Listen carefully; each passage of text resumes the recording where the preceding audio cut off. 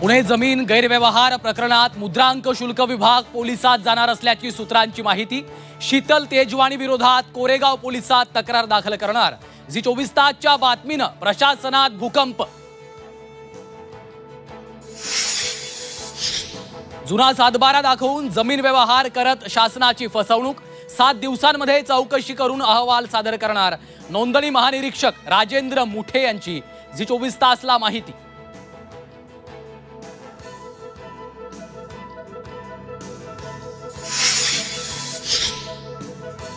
पुणे जमीन गैरव्यवहारा प्रकरणी झी 24 तासच्या बातमीनंतर कारवाईला वेग। हवेली क्रमांक 4 चे दुय्यम उपनिबंधक रवींद्र तारू यांच्यावर निलंबनाची कारवाई। पुणे जमीन गैरव्यवहार प्रकरणात अनियमितता असेल तर कडक कारवाई होणार। जे मुद्दे समोर येत आहेत ते मुद्दे गंभीर। झी 24 तासच्या बातमीनंतर मुख्यमंत्री फडणवीसांकडून चौकशीचे आदेश।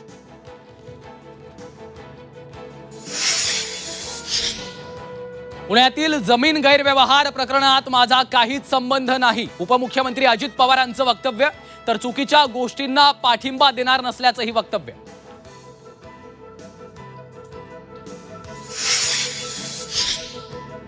जिजाई नावाचा बंगला माझा नाही तर पार्थ पवारांचा। अजित पवारांकडून बंगल्याबाबत स्पष्टीकरण।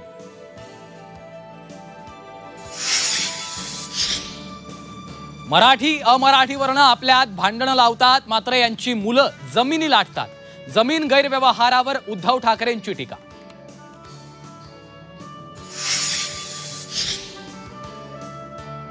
फक्त चौकशी नाही, ठोस कारवाई व्हायला हवी। सामाजिक कार्यकर्त्या अंजली दमाने यांची मागणी। आर्थिक गुन्हे शाखा ईडीकडे तक्रार करणार असल्याची ही माहिती।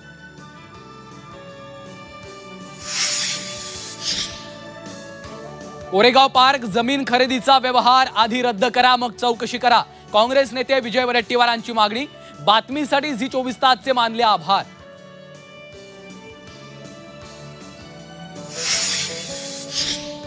कोरेगाव पार्क जमीन व्यवहार प्रकरणात मनी लॉन्ड्रिंगचा संशय। निवृत्त न्यायाधीशांमार्फत चौकशी करा।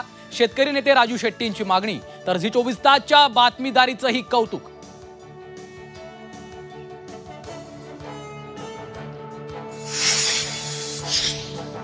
आणि पार्थ पवार कधीच चुकीची गोष्ट करणार नाहीत। सुप्रिया सुळेंकडून पार्थ पवारांची पाठराखण। तर जमीन सरकारची होती तर विकलीच कशी गेली, सुप्रिया सुळेंचा सवाल।